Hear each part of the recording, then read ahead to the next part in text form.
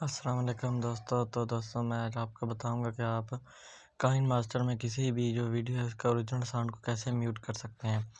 तो बिना time waste किए हम चलते हैं वीडियो की तरफ। तो आपने सबसे पहले काइन मास्टर को ओपन करना है और अपने जो वीडियो का जो है साउंड म्यूट करना है। तो आपने उसको इसमें जो है ओपन करना है। तो आपने उस वीडियो को सबसे पहले सेलेक्ट करना है। उस वीडियो को आपने मीडिया में सेलेक्ट करना है। आपने वीडियो को मीडिया में से सिलेक्ट कर लेना है। ये देखें, जैसे ये वीडियो है, ये आप देख सकते हैं। ये देखें, इसका जो है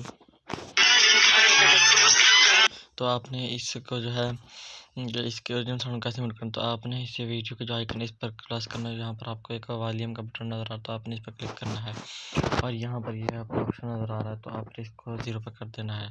फिर और आप तो फिर इसका जो है ओरिजिनल साउंड है वो म्यूट करिए। देखें, अब इसका ओरिजिनल साउंड म्यूट हो गया है। तो इस तरह दोस्तों आपने वीडियो के ओरिजिनल साउंड को जो है म्यूट करना है। इस तरह आप वीडियो के ओरिजिनल को म्यूट कर सकते हैं।